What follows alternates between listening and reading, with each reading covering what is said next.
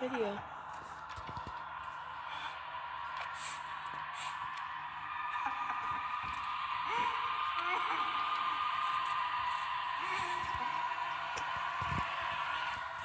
Good day everybody and welcome to SCP Illustrated, entry log 65.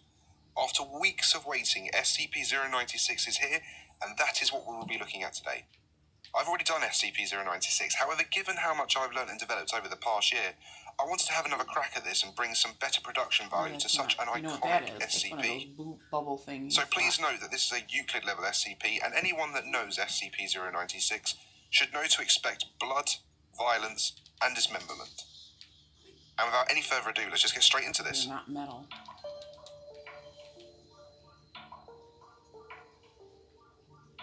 The confidential data release of this SCP has been authorized by the following council and administration staff. Description: SCP-096 is a humanoid creature measuring approximately 2.38 meters in height. The subject shows very little muscle mass, with preliminary analysis of body mass suggesting mild malnutrition. Arms are grossly out of proportion with the rest of the subject's body, with an approximate length of 1.5 meters each. Skin is mostly devoid of pigmentation, with no sign of any body hair. SCP-096's jaw can open to 4 times the norm of an average human. Other facial features remain similar to an average human, with the exception of the eyes, which are also devoid of pigmentation. It is not yet known whether SCP-096 is blind or not. It shows no sign of any higher brain functions and is not considered to be sapient. SCP-096 is normally extremely docile, with pressure sensors inside its cell indicating it spends most of the day pacing by the eastern wall. However, when someone views SCP-096's face, whether it be directly, via video recording, or even a photograph, it will enter a stage of considerable emotional distress. SCP-096 will cover its face with its hands and begin screaming, crying, and babbling incoherently. Approximately 1 to 2 minutes after the first viewing, SCP-096 will begin running to the person who viewed its face, who will from this point on be referred to as SCP-096-1. Documented speeds have varied from 35 kilometers an hour to kilometers an hour, and seems to depend on distance from SCP-096-1. At this point, no known material or method can impede SCP-096's progress. The actual position of SCP-096-1 does not seem to affect SCP-096's response. It seems to have an innate sense of SCP-096-1's location. Note: this reaction does not occur when viewing artistic depictions. See document 096-1. Upon arriving at SCP-096-1's location, SCP-096 will proceed to kill and SCP-096-1. 100% of cases have left no traces of SCP-096-1. SCP-096 will then sit down for several minutes before regaining its composure and becoming docile once again. It will then attempt to make its way back to its natural habitat. Due to the possibility of a mass chain reaction, including breach of Foundation secrecy and large civilian loss of life, retrieval of the subject should be considered alpha priority. Dr. has also petitioned for immediate termination of SCP-096. See interview 096-1. Termination order has been approved and is to be carried out by Dr. on see incident 096-1-A. Special containment procedures. SCP-096 is to be contained in its cell, a 5 meter by 5 meter by 5 meter airtight steel cube at all times. Weekly checks for any cracks or holes are mandatory. There are to be absolutely no video surveillance or optical tools of any kind inside SCP-096's cell. Security personnel will use pre-installed pressure sensors and laser detectors to ensure SCP-096's presence inside the cell. Any and all photos, video, and all recordings of SCP-096's likeness are strictly forbidden, without approval from Dr. and O5. Audio log from interview 096-1. Interviewer, Dr. Interviewed, Captain. Former Commander of Retrieval Unit Zulu 9 Alpha. Retrieval Incident 096-1-A. Begin log. Time, research area. It always sucks ass to get initial retrieval duty. I'm so close, Chris. You have no idea what the damn thing is capable of, besides what jacked up information the field techies can scrape up. And you're lucky if they even tell you the whole story. Got him. They told us to bag and tag. Didn't tell us jack shit about not looking at the damn thing. The only one I can't kill is the little Could you ones, because they don't describe have the the mission, mole thing on the please? back. I don't know how to Yeah, kill them. sorry. You just throw them. We had 2 choppers. Oh, you do? One with my team, Just grab them. and one on backup with Zulu 9B, and Doctor. We spotted the target about 2 clicks north of our patrol. By the way, guys, leave a comment down below for my mom to get better at Zelda. Oh, why can it hear? I'm Are guessing you he wasn't taping me facing our saying direction, stuff? else he would have taken us out there and then. Your report says I mean, it's taking a SCP-096 video, didn't so- react to the cold. So they can hear us It was talking? minus degrees Celsius. Actually, it was minus. Oops, so I probably swore And on yes, it. it was butt naked and didn't so much as shiver. Anyway, we landed, approached the target, and Corporal got ready to bag it. That's when Doctor I can't pick this up. called. I turned to answer it, and that's what saved me. The target must have turned, and my whole squad saw it. That's when SCP-096 entered an agitated emotional state. Yep. Interview now pauses for a second before continuing. Sorry. Got the willies for a second. That's alright. Yeah, well, I never saw its face. My squad did, and they paid for it up the arse. Could you describe it a little more, please? Yeah. It started screaming at us and crying. Not animal roaring, though, sounded exactly like a person. Really fucking creepy. We started firing when it picked up Corporal and ripped off his leg. God, he was screaming for our help. Fucking... Anyway, we were blowing chunks out of the target, round after round. It didn't do jack shit. I almost lost it when it started... him. That's when you ordered the use of an AT-4 AGDT launcher. An anti-tank gun. Started carrying it ever since SCP got loose. I've seen those tear through tanks like tissue. There's so much black. I brushed my teeth. Yes. Looks like there's no class. I'm definitely gonna switch to Arm & Hammer. Don't switch to Arm & Hammer. Tissue paper. Did the same thing to the target. There was significant damage to SCP-096. It didn't even fucking flinch. It kept tearing apart my squad, but with half its torso gone. He draws a large half circle across his torso, but it was taking damage. If it was, it wasn't showing it. It must have lost all of its organs and all its blood, but it didn't acknowledge any of it. Its bone structure wasn't hurt at all, though. It kept tearing my squad apart. So no actual structural damage. How many rounds would you say were fired at SCP-096? At the least, 1,000. Our door gunner kept his GAU-19 on it for at least 20 seconds. 20 fucking seconds! That's 650 caliber rounds pumped into the thing.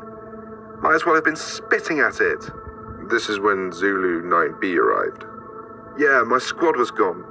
Zulu 9B managed to get the bag over its head and it just sat down. We got it into the chopper and got it here. I don't know how I never saw its face. Maybe God or Buddha, or whoever thought I should live. Jackass. We have obtained an artist's depiction of SCP-096's face. Would you like to view it? You know, after hearing that thing's screams and the screams of my men, I don't think I want to put a face to what I heard. All right. I believe we are done here. Thank you, Captain. Chairs are heard moving and footsteps leave the room.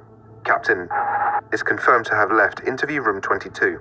Let this be on record that I am formally requesting SCP-096 be terminated as soon as possible. End log. Document 096-1.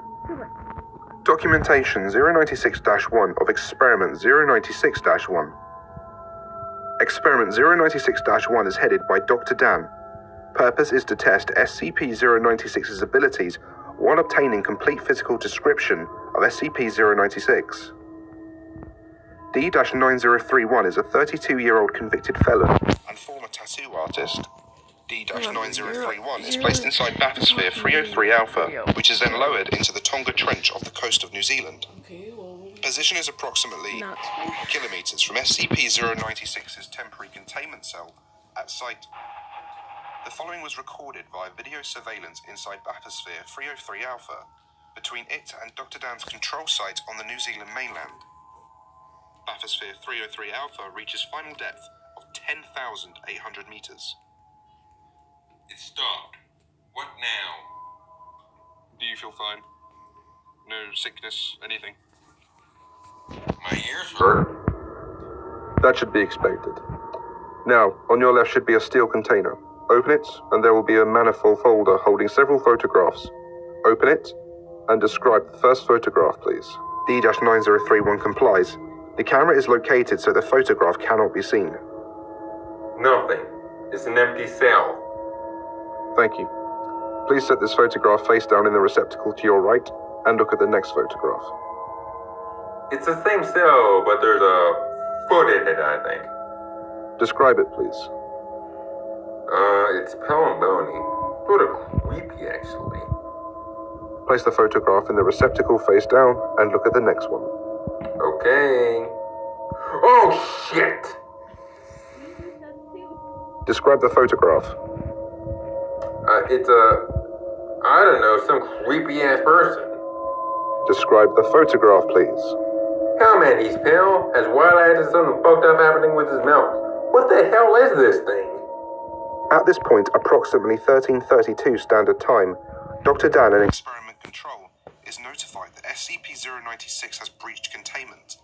The fastest path to SCP-096-1 has been cleared of civilians and other image capturing devices, and SCP-096 is now being tracked by satellite via a tracking collar. On your right, there should be another steel container. Open it. It's a pad of paper and a pencil. Yes. Please draw a sketch of the photograph you saw. SCP-096-1 mumbles an expletive and spends the next 20 minutes drawing a sketch of the photograph. At the time of completion, SCP-096 is confirmed to be kilometers away from SCP-096-1. I'm done. Good. Place the drawing in the receptacle on your left and close the door. SCP-096-1 complies, and the sketch leaves bathysphere 303 Alpha in a watertight buoyancy container. The other photographs are then incinerated in the onboard incinerator. What now? Please stand by. 40 minutes pass. SCP-096 is now confirmed to be at SCP-096-1's position and is diving. Transponder signal ends at 9,339 meters as pressure goes beyond the device's operational limits. The camera shows the bathysphere shaking slightly. From SCP-096-1's reaction, it is assumed SCP-096 is on the hull and is visible through the viewport. Oh, fuck, shit, what the fuck is that? Video and audio feed is cut as the whole of bathysphere 303 Alpha is breached. SCP-096 is recovered by Surface Recovery Team Foxtrot 303 Alpha without incident. Sketch of SCP-096 is also recovered, and a quick test confirms no hostile reaction from SCP-096. Sketch is sent to Experiment Control on New Zealand, while SCP-096 is moved to permanent containment. Incident 096-1A. So containment has been attained? Yes, Doctor. Let me see the security footage. Begin log. A large steel cube is shown in the middle of a research lab, which is teeming with a dozen or so researchers. In view of the camera is a control booth, displaying readings from various sensors inside the cube. Fast forward 1 minute 32 seconds. The control booth operator leans forward, alerted to the various readings on the sensors. Approximately 5 seconds later, a steel wall on the containment cube receives a sizable dent, bending outward. The dent becomes larger before breaking. SCP-096 is seen bending the steel away, frantically trying to escape. Emergency plates dropped on the cube as the containment breach is sounded. The security tape has SCP-096's face blurred out, as per containment protocol. 2 security teams enter the room as SCP-096 breaks out of containment. Live rounds and tranquilizer darts are fired to no visible effect. Approximately 90% of researchers and security personnel have directly viewed SCP-096's face, and a code Lima is declared. The room and surrounding areas are sealed and flushed with class nerve agent.